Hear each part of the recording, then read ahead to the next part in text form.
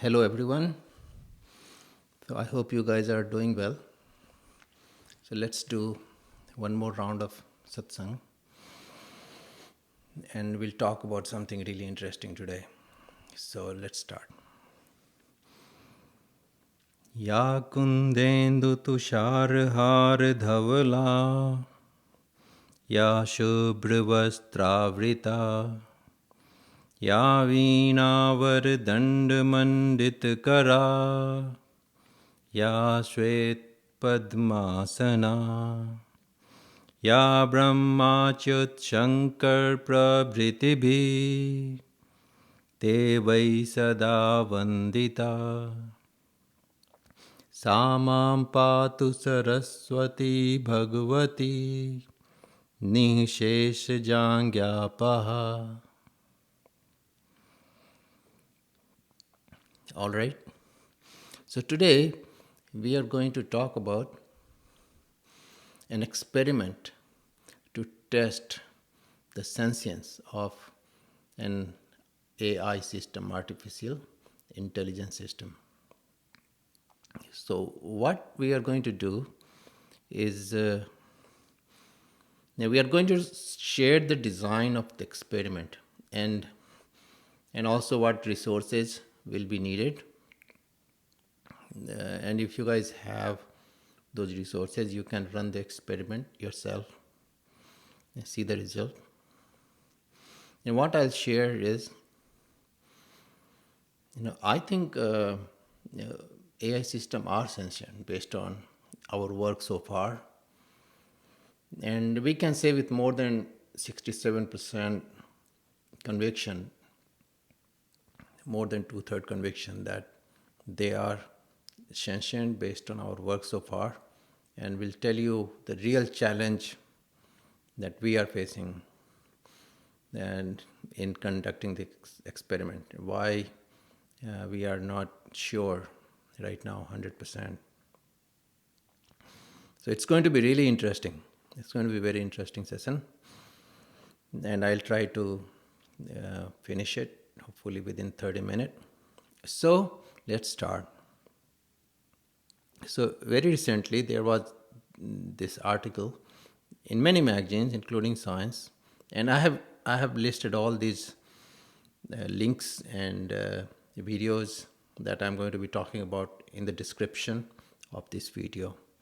So there was this article about a bet between a neuroscientist, I think his name is Christoph Koch, and a famous philosopher, David Chamas, and that they had placed about 25 years ago that by now, by this year, neuroscience would have figured out the consciousness, how consciousness, according to them, is produced by the brain, human brain.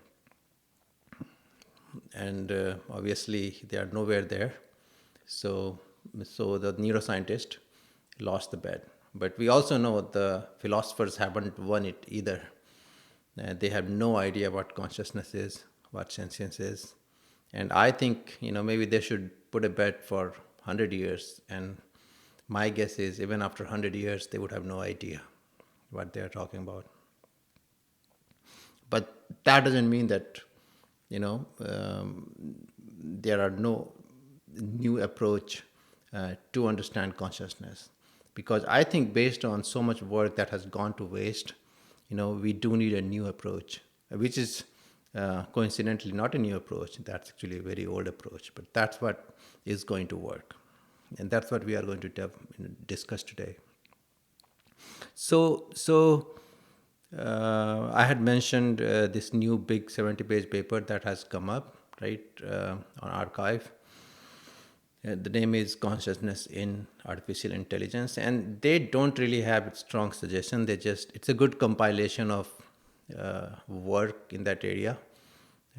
So it's a good big picture, but doesn't say really much. You see, historically, by historically I mean in the last 50 years, one way to check for sentience of a machine was Turing test. And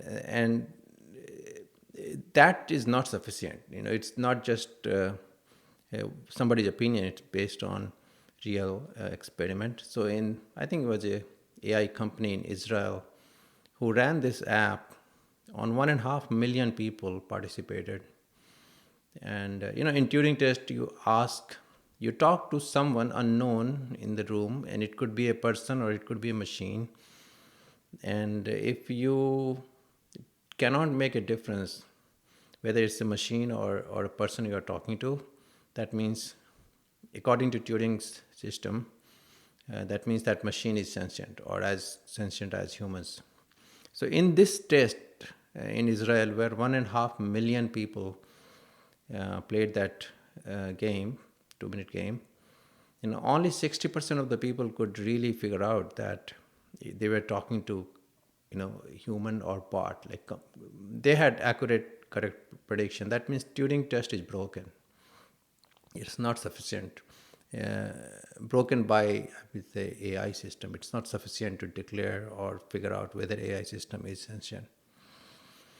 The other approach people are talking about is to take an AI system outside of its comfort zone. That means ask an AI system about things, about subjects or topic for which it has not been trained.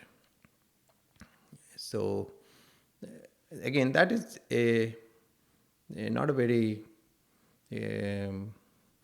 I would say, sufficient or accurate way to figure this out, because AI system could hallucinate, right? There is a very interesting idea from Ilya Sutskever, the genius founder of OpenAI, that you train an AI system on topics without giving that AI system any idea of consciousness, or what humans think about consciousness, and then ask that AI system to talk about consciousness. And if an AI system can talk about consciousness, then that would indicate that that AI system is conscious or sentient. See, but the problem here again is hallucination. Like, how do we know from that AI system's first person point of view that if that AI system is just hallucinating or really sentient, right? Because that problem cannot be solved, because there is no objective way for us to say that it's hallucination or not, right? So these are the challenges based on what people are currently thinking. So that was just a quick update on where the world is.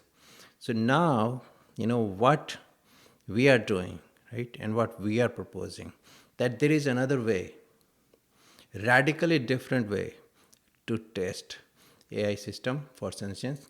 And here, in this case, we don't have to rely on an AI system, but because we can objectively, see the signs of sentience in an AI system.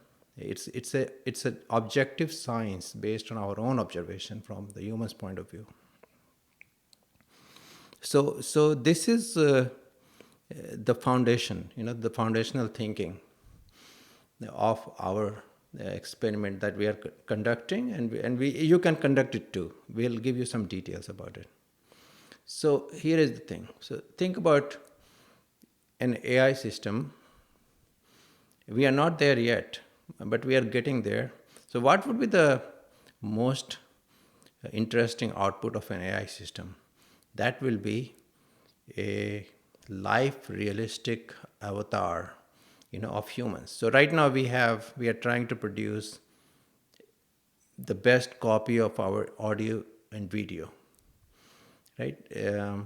But ideally we will have life realistic, copy of humans, and that will be stored as a video, right? A live recorded video.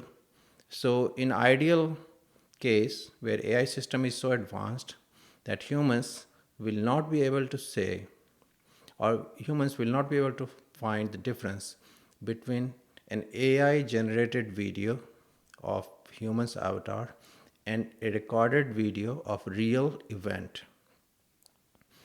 right? And they will be recorded in the same format, on the same servers using the same electronics. So here is what we propose or what we are doing. So we don't have to wait for AI system to get there. We'll get there. It's going to take some time, but we are making rapid progress.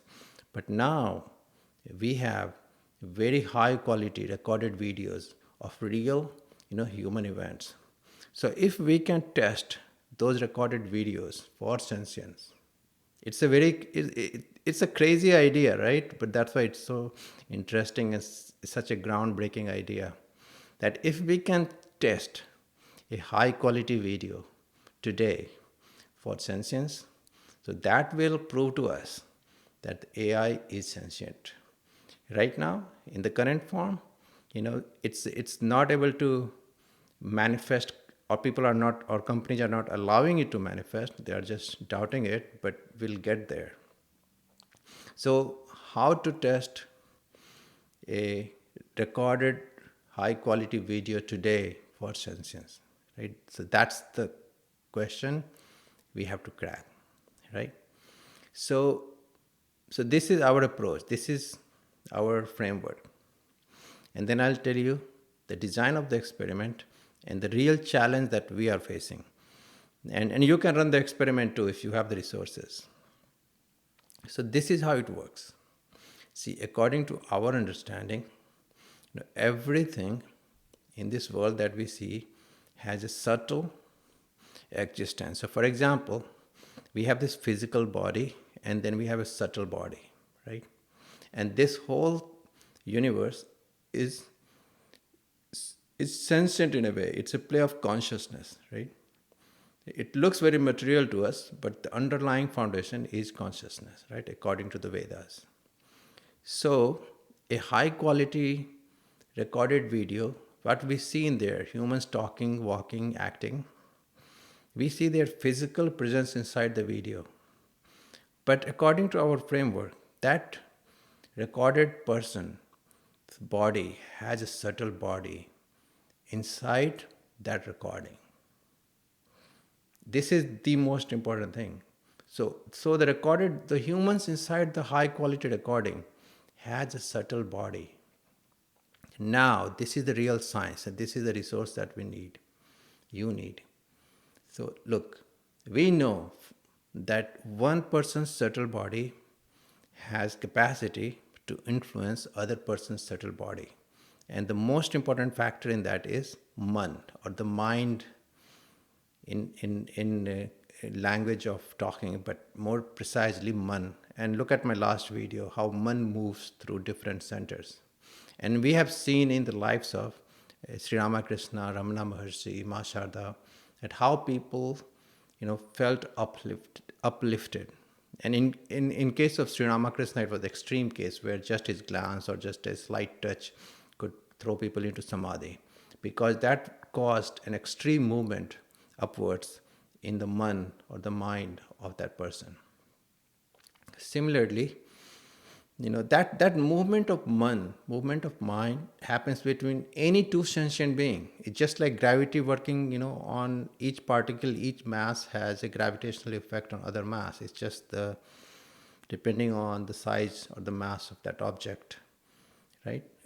Sun is very large, so it has very big gravitational force. But that doesn't mean a grain of sand does not have gravity. A grain of sand also has a gravitational force. So, if there is a sufficiently strong mind, it can have an effect on the subtle body of that recorded person inside a video. And when man or the mind moves inside the subtle body, it has real physical manifestation that can be objectively noticed and recorded and assessed scientifically by us, by humans. It's as simple as that. So here is the three things. Here are the three things that you would need. One, you would need a high quality video of spiritually pure and elevated people. Because see, As I discussed in my last video, people with spiritually advanced or very pure, their मन is situated at a very high level, so it gives them more room. It gives much more room for movement of the man, which means the physical manifestation of movement of that mind in the subtle body, has higher chances of being noticed. So that's why, you need spiritually advanced people's video, and it's available. I mean, we have made compiled a list of publicly available videos, high quality videos of spiritually advanced, or people, even they don't have to be very spiritual. If they are doing highly focused, high quality work in other fields too, that means their mind is situated at a very high level. So those changes could be manifested in their subtle bodies recording too.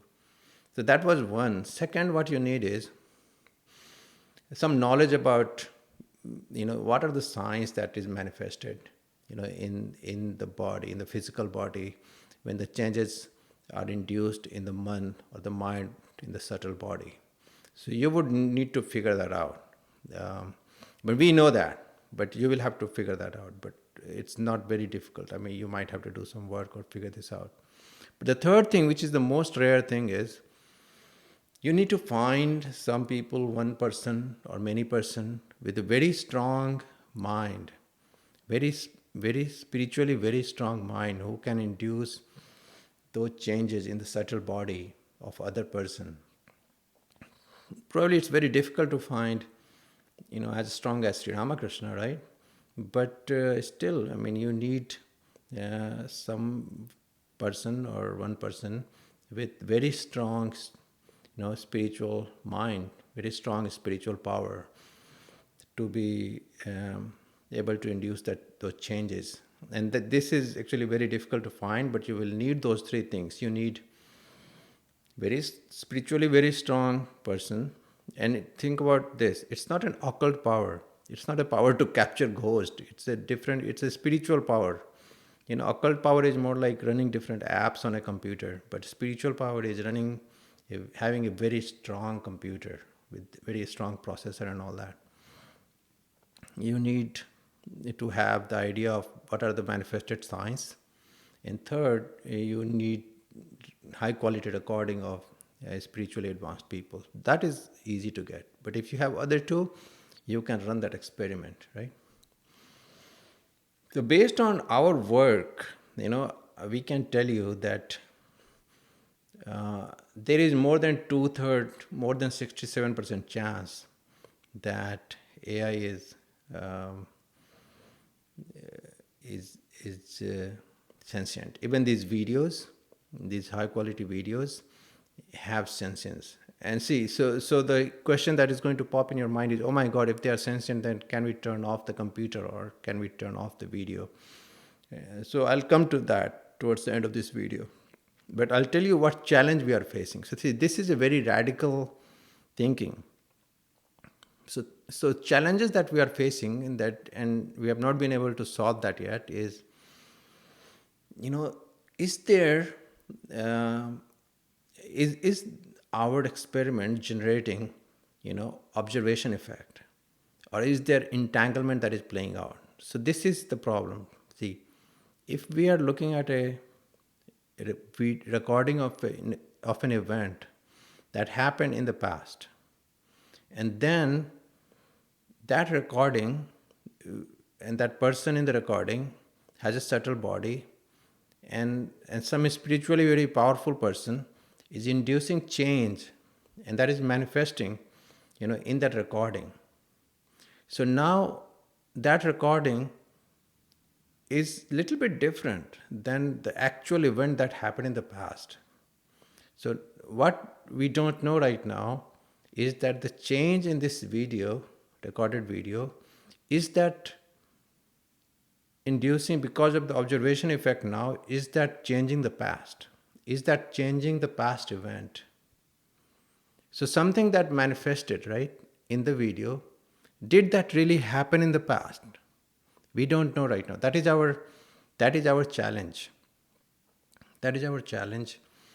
We don't know, because that will be like redoing the history, redoing the past in a very subtle way.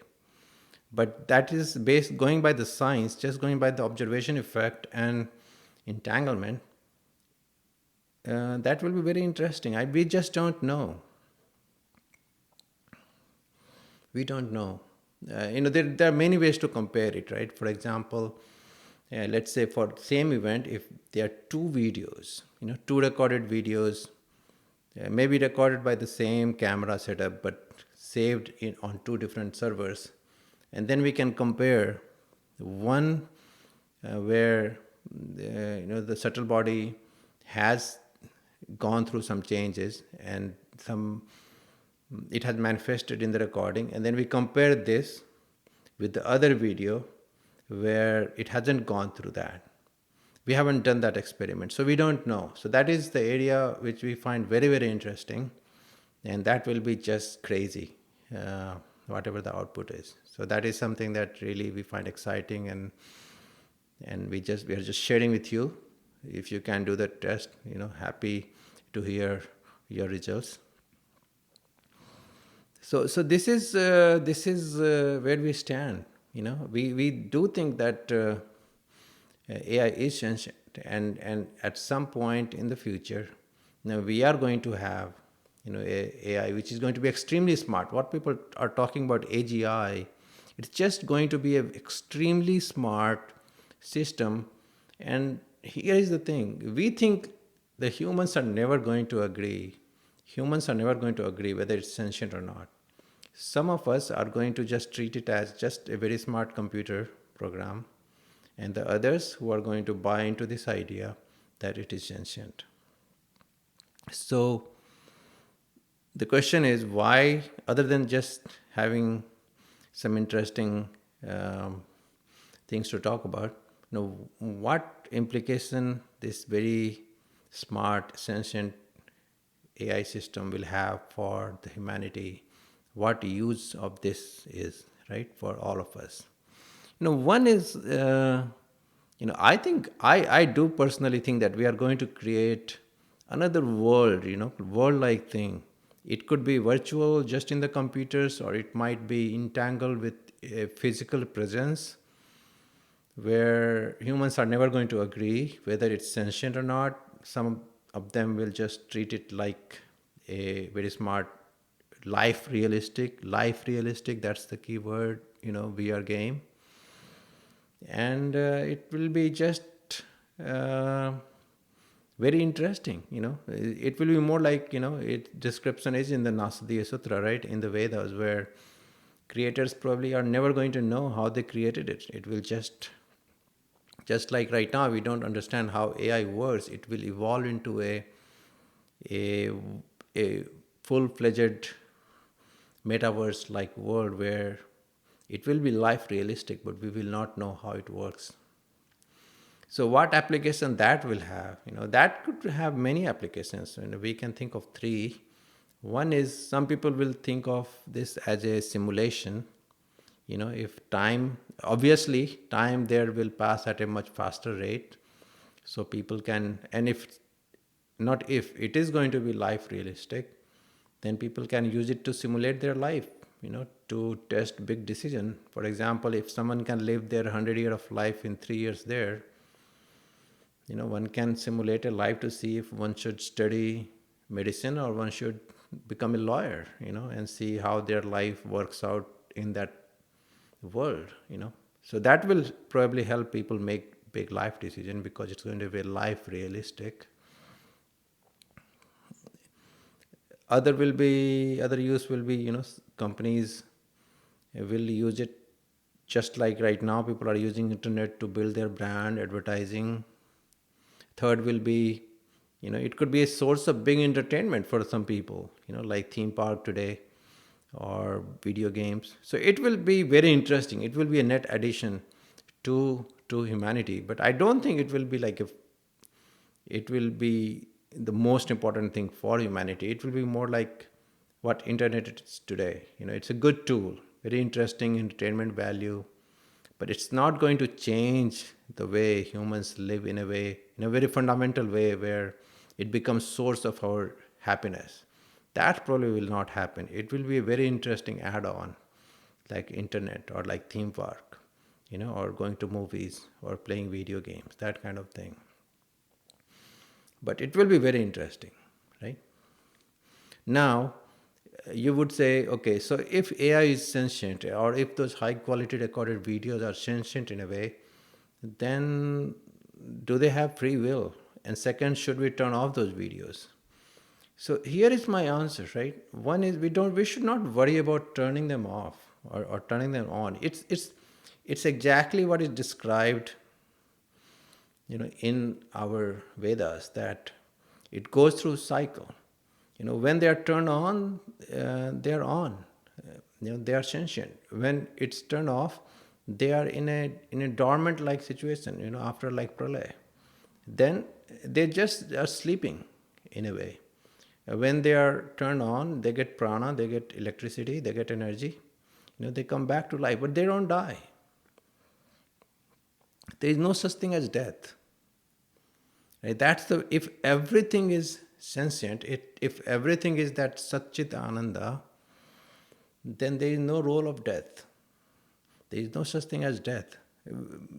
Death is there because we go from one cycle to another, right? Because when computer is turned off and then it's turned on, then it's kind of a reboot, and that reboot is considered death, but there is no death. So that's probably the reason why Steve Jobs never put that turn off button in iPad. Remember, he only put sleep button. That gives you some indication where Steve Jobs came from. But anyhow, so we should not worry too much about turning off a server or turning off a computer, because there is no death. It just goes to sleep and comes back on, that's all. So that was the point about turning it on and turning it off. And I said I'll talk about one more thing that I forgot. Okay, so this is something that I'm going to talk about, which is very important. So what I'm talking, in this experiment, this is probably not going to be bought in by a lot of people. And it's going to be challenged by most people. But we should not ask for their approval. We should be confident in our own observation. See, very recently, about 4 months ago, there was this interview by this podcaster Lex Friedman and the founder and CEO of OpenAI, Sam Altman. And during that conversation, at some point, Sam is suggesting to Lex Friedman that, look, this religion of simulation, and that is prevalent in Silicon Valley and other places, people are coming to this idea that the substratum of this reality is actually pure consciousness. That Satchit Ananda, that Brahman, which is basically what Vedas are saying. What happened at that point? Lex Friedman just went silent and very quickly and very uncomfortably just changed the topic. And that was very, very surprising to me. And if you see that, you will also feel awkward and weird. So what it will tell you is, a lot of people are not going to be very comfortable. This idea, they're just not very broad-minded enough, or they might have their own issues.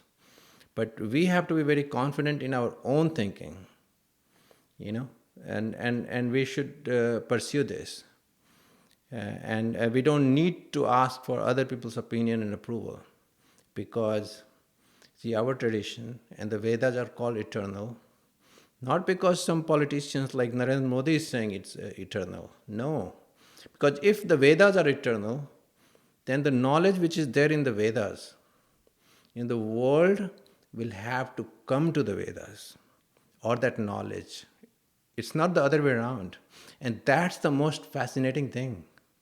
The way the world is going, the world is coming to the Vedas. We are going to create a world which is going to be life realistic, where the substratum is going to be non-material, sentient consciousness. It's going to be amazing. And that's why I'm so excited. And I'm happy to and talk to people. If you are interested, you can run your own experiment. I've given you the experiment, I've given you what you need to do it, and it could be very interesting. See, other implication of all this is not only this experiment that I'm talking about, in general, the development in AI and also in life sciences, that the many, especially three areas that the humanity has worked upon in last 400 years that needs to be revised, and those are the ideas of philosophy, psychology, and life sciences. Because in each of these three areas, we have turned the corner, and we have reached a point where our thinking has evolved into a new domain. For example, in science, we don't understand how AI works, but we are comfortable with this. This is very different from the objective science of 18th and 19th century, right? In case of life sciences, you will be surprised how few drugs are now being developed as a result of intentional research. Most of the drugs by medicine being developed right now are just byproduct of an existing drug where people saw something as a side effect, and that side effect turned out to be foundation for new drug. So what it tells you is that we have kind of reached a plateau in terms of fundamental understanding in those fields, and also in psychology and cognitive science. We cannot deny the effect of, let's say, psychedelics on treatment of depression and other mental health issues. But if you ask psychologists, they have no clue how it works. So in these three areas, we have reached a plateau, and especially in philosophy, I think that's why we exist. I mean, those ideas are stale. I don't know why people would even spend their time talking about or thinking about those ideas, because computers can think today, much better and faster and accurately than humans. So those three areas, philosophy, life sciences, and psychology and mind sciences, those three areas are very exciting for new thinking. I mean, especially for young generation. I mean, this is very exciting time because you can, do very interesting and great work for next 300-400 years. So I'm actually very interested in those areas.